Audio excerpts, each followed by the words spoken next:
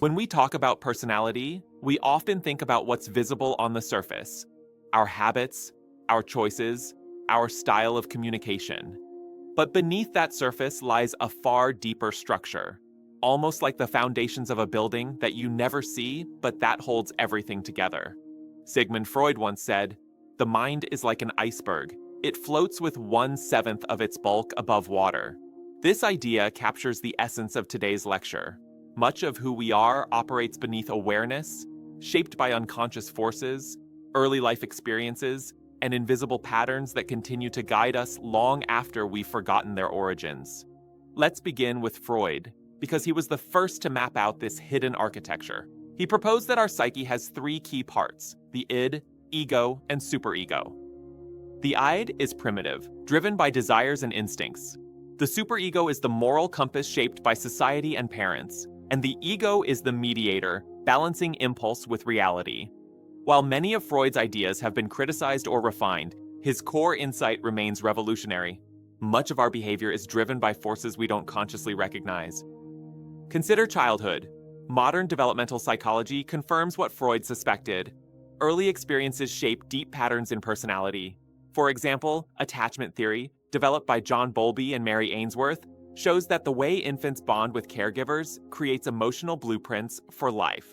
Children raised with secure attachment often grow into adults who are trusting and emotionally balanced. Those with insecure attachment may struggle with anxiety in relationships or fear of abandonment. These patterns are often unconscious, guiding how we connect, argue, and even love. A powerful case study here is the famous strange situation experiment. Infants were briefly separated from their mothers and observed upon reunion. Some ran back with joy, securely attached. Others clung desperately or avoided contact, signs of insecure attachment. Decades of follow-up research found that these patterns echoed into adulthood. That means something as simple as how your mother responded to you when you cried could be shaping how you handle intimacy or stress today.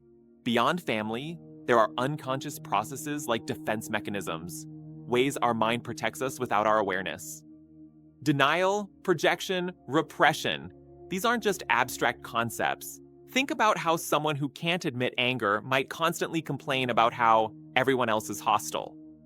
Or how a traumatic memory may be pushed out of awareness but still influences fears and choices. These invisible processes help explain why we sometimes act in ways that even surprise ourselves. Neuroscience adds another layer to this hidden architecture. Brain imaging studies show that much of our decision-making happens milliseconds before we're even conscious of it. The famous experiments by Benjamin Libet in the 1980s demonstrated that our brains register readiness for action before we decide to act.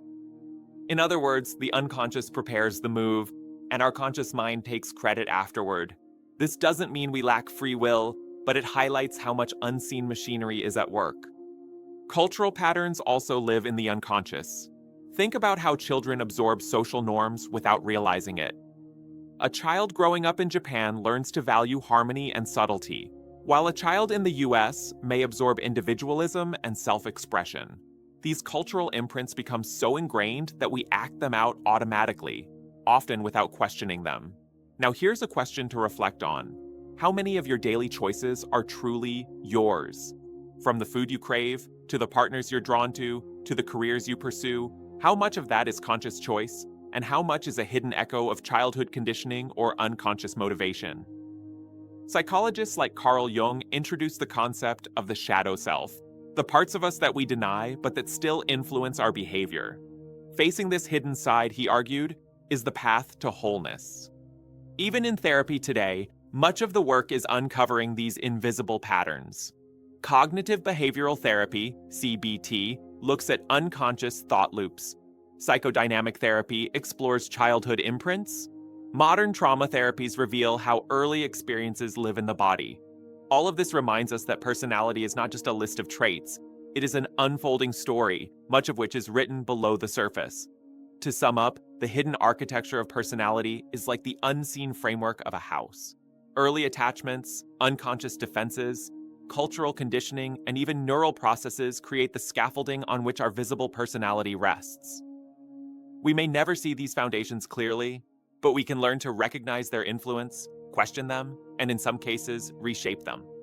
So next time you find yourself reacting in a way you don't fully understand, whether it's avoiding conflict, repeating an old habit, or feeling an unexplainable fear, remember this: the roots may be deeper than you realize. And exploring that hidden architecture isn't just psychology, it's a journey into the very story of who you are. Would you like me to also include a